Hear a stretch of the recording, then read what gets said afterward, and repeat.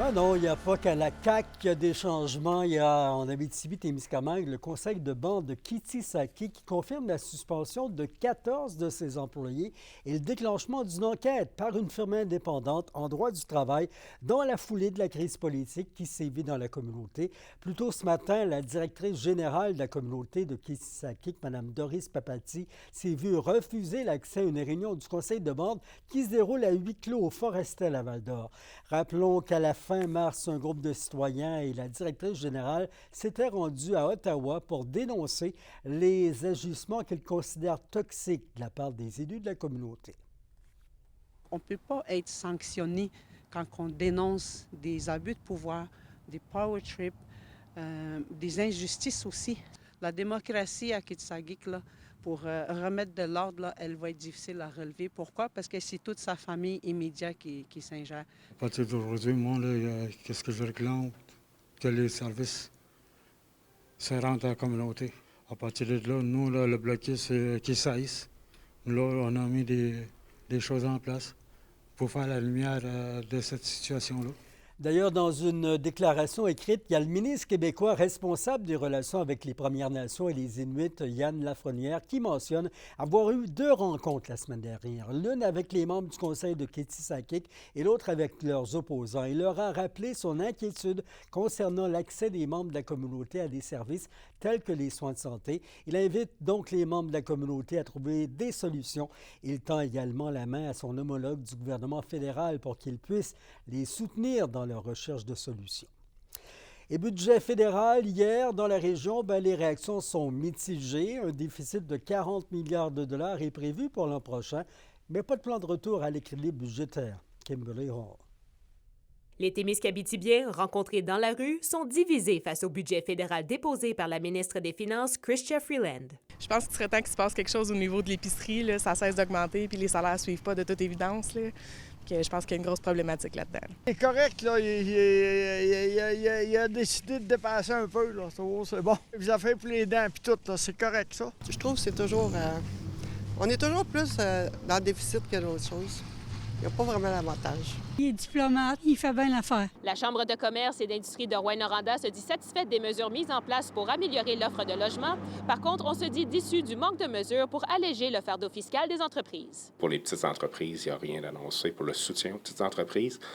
Il y a certaines entreprises avec l'inflation ou avec les difficultés qu'ils ont, là, qui sont un petit peu plus en difficulté que le gouvernement semble penser. Donc, on aurait aimé avoir un petit peu d'aide de ce côté-là. Aucune annonce non plus pour les régions qui ont rapport au transport, que ce soit par la route ou que ce soit la desserte aérienne. Du côté de l'Union des producteurs agricoles de l'Abitibi-Témiscamingue, le président Pascal Roux est déçu que le gouvernement Trudeau a fait peu d'annonces pour améliorer les conditions des agriculteurs.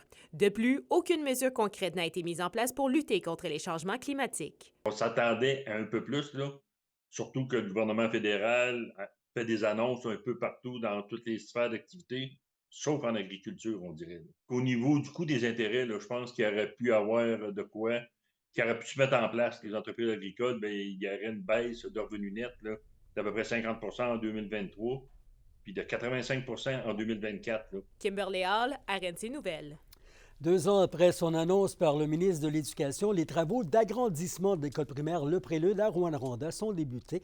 On rappelle que 4 nouvelles classes, une bibliothèque, des classes spécialisées puis un nouveau gymnase seront aménagés.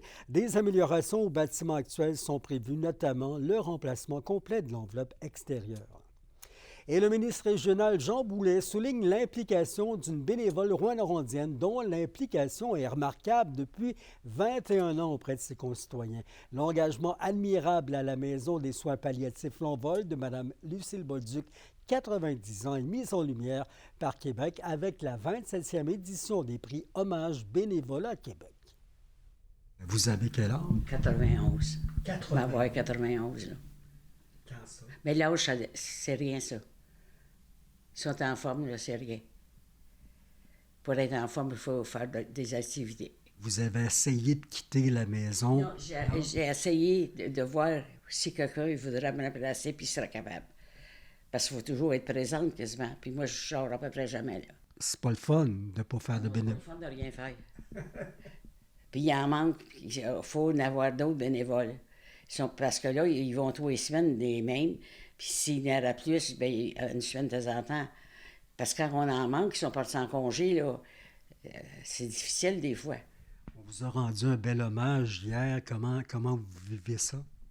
Bien, pour moi, je prends ça comme si ce serait les bénévoles qui le mériteraient.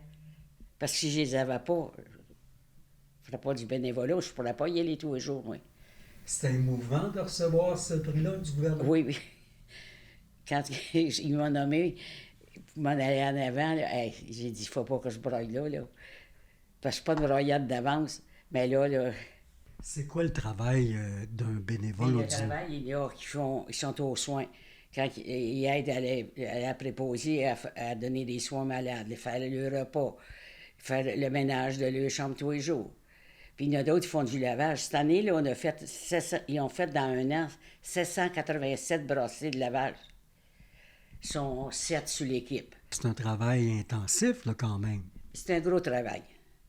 Mais ceux qui vont faire du bénévolat, ils disent c'est parce qu'on aime ça puis on a décidé d'en faire. C'est quoi, pour vous, faire du bénévolat? Qu'est-ce que ça vous amène? Moi, c'est ça qui me fait vivre.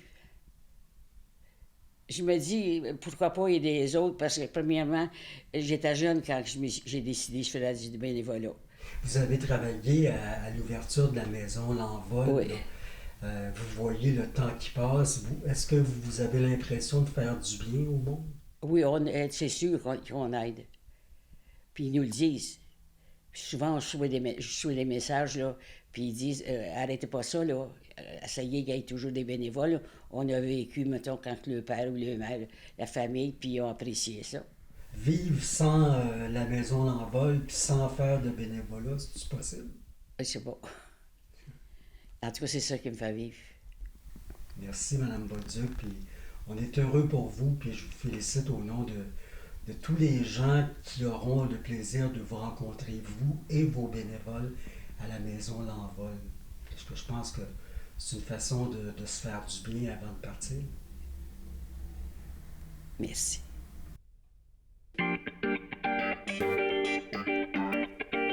C'est ce samedi qu'Avril Johnson et Rosalie Lemieux vont offrir leur spectacle à la région. Rosalie Lemieux, qui est de Rouyn-Noranda et lauréate de secondaire en spectacle, assurera la première partie. Quant à Avril Johnson, elle propose une musique pop à l'intersection de l'acoustique et du rap. Hockey junior majeur, les Huskies de Rouyn-Noranda renouent avec la victoire grâce à un gain convaincant de 4-1 hier soir à Victoriaville. Avec ce gain, la série est maintenant de 2-1, toujours à l'avantage des Tigres. Prochain affrontement entre les deux formations, c'est ce soir, toujours du côté du Colisée Desjardins. Et hier soir, au Théâtre du Rift à Ville-Marie a été présentée la grande première de l'émission du Raid Témiscamingue 2023. La diffusion d'une vingtaine de minutes qui, en plus de témoigner du succès de l'édition de l'an passé, c'est une carte postale de toute la région puisque l'émission est diffusée partout dans le monde. Quelques jours pluvieux côté météo pour l'Abitibi-Témiscamingue. On croise les doigts pour le niveau de nos cours d'eau. Les nuages qui doivent déverser leur pluie tard la nuit qui vient avec un minimum de plus 3. Demain, jeudi, de la pluie intermittente comme nos essuie-glaces avec un maximum de 8 à 10. Vendredi, encore des averses et 10 degrés tout autour. C'était vos infos régionales. Le 100e de la ville de Rouyn-Noranda s'en vient et ça fera la nouvelle un peu demain. Votre nouveau info vous en parle dès demain avec les capsules. Passez une bonne soirée et merci d'avoir été là. On apprécie toujours. Au revoir.